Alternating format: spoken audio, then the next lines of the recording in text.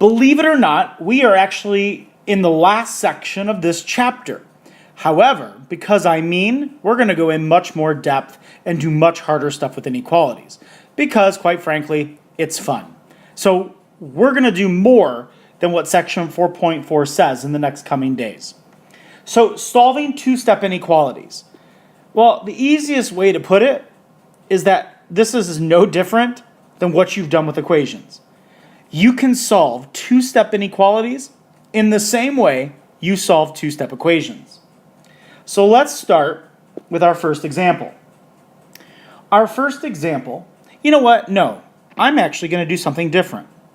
Let's do, I'm trying to find it here. Let's do this problem. Here we go. You want to find the values of x so that the area of this rectangle is more than 22 units. Which one would you pick? I want the area of this rectangle to be more than 22 square units. Which one of these do you think I would pick? While you are looking at these and deciding which one's your answer, I'm going to hum to you some background music.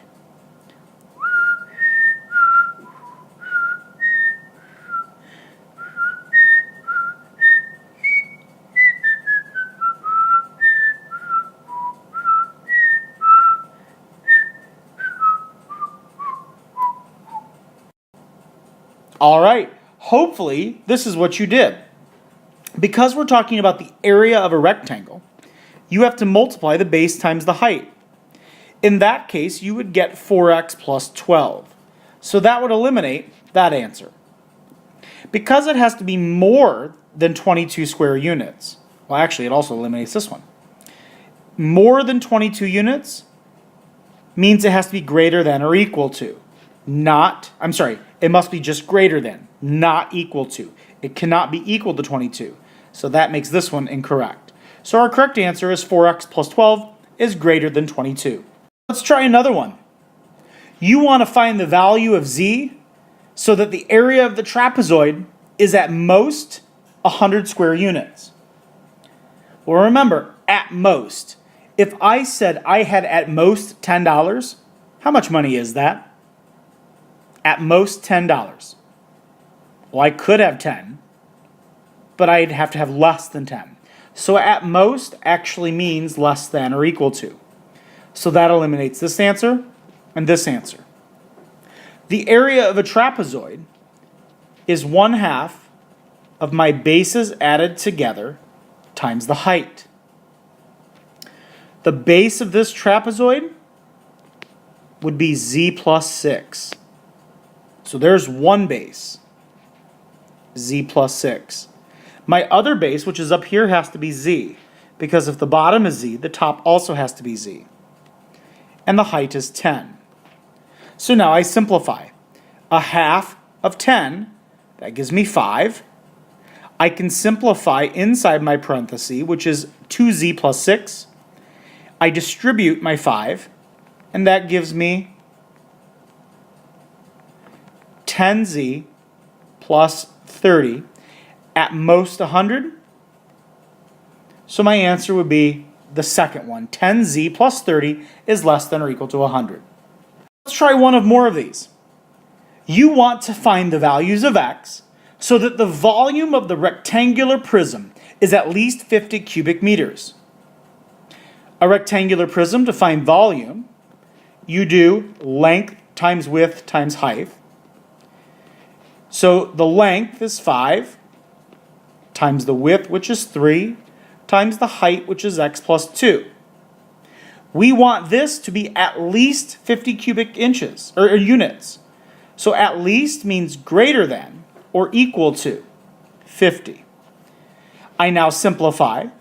This gives me 15 times x plus 2 is greater than or equal to 50. I distribute the 15, and that gives me 15x plus 30 is greater than or equal to 50.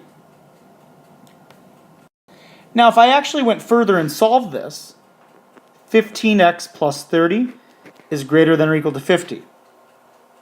I'd subtract 30. You're solving this just like an equation. Subtract 30. Oh, that was a ding. I think my pizza's done. All right, I'm now back after dinner. So now I divide both sides by 15.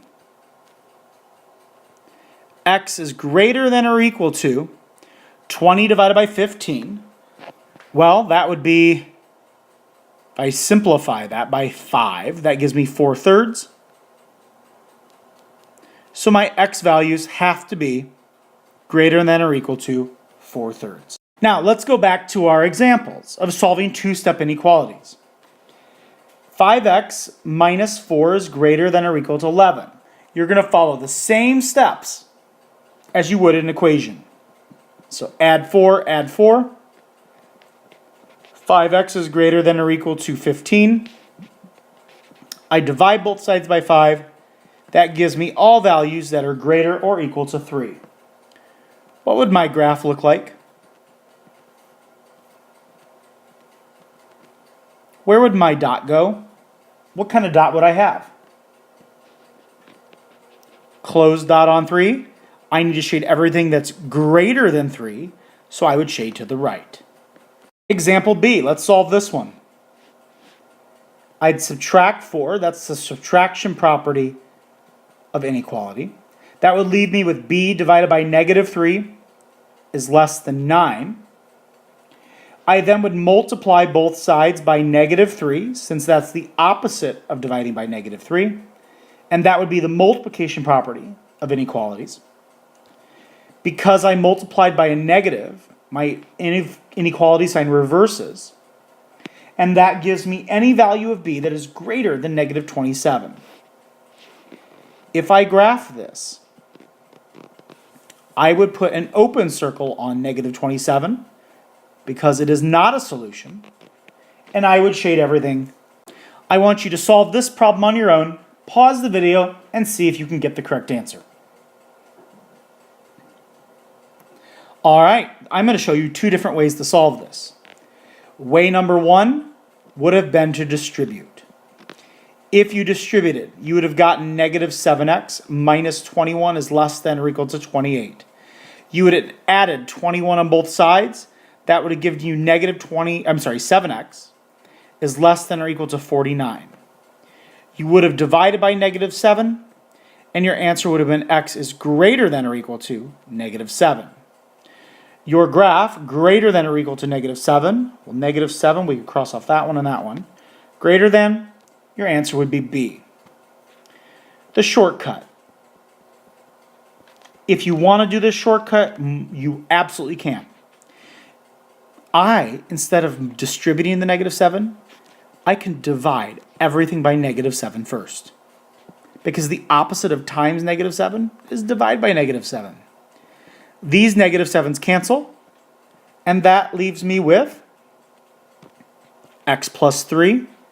Since I divided by a negative, it flips, is greater than or equal to -4. I then subtract 3 on both sides, and that gives me the same answer as x is greater than or equal to -7. All right, our last example, our real-life application. Here is a progress report about, after so many months, how many pounds lost someone has had. A contestant in a weight loss competition wants to lose an average of at least 8 pounds per month during a 5-month period. How many pounds must the contestant lose in the 5th month to meet their goal? So we want to write and solve an inequality. Now, there's a lot going on here. First off, if I look at my chart, I'm going to make some room here. We want to know in the 5th month, how many pounds must this person lose? So I'm going to let the last month be X. I don't know how many pounds that is. Well, to find the average, you add up all the numbers. So we add up the X value, plus 12, plus 9, plus 5, plus 8. All divided by how many months? Well, we had 5 months. We want this person to lose an average of at least 8 pounds. At least means they have to have exactly average of 8 or more. So at least means greater than or equal to 8 pounds. I now use inverse operations. Step 1, I simplify. X plus, and then I can add all those numbers together. X plus 34 divided by 5 is greater than or equal to 8. I now get rid of a divide by 5 by multiplying using the multiplication property of inequalities. I multiply both sides by 5. That gives me x plus 34. Now some people are like, Mr. Humphreys, why didn't I multiply 5 times x and 5 times 34? Because 5 divided by 5, the whole goal is to cancel it out. And that's what that is. 5 divided by 5 cancels out. X plus 34 is greater than or equal to 40. So then I subtract 34 on both sides. And that gives me x is greater than or equal to 6. Ding, ding, ding. If you leave that as your answer, it's wrong. If you tell me 6 pounds, it is also wrong. Because 6 pounds is not the only answer. This person could lose 47 pounds. We just want the average to be at least a certain amount. So this is telling you that the amount of pounds is at least 6. So you would say, the contestant must lose at least 6 pounds. You could also say the contestant must lose 6 or more pounds. There are different phrases that would also work.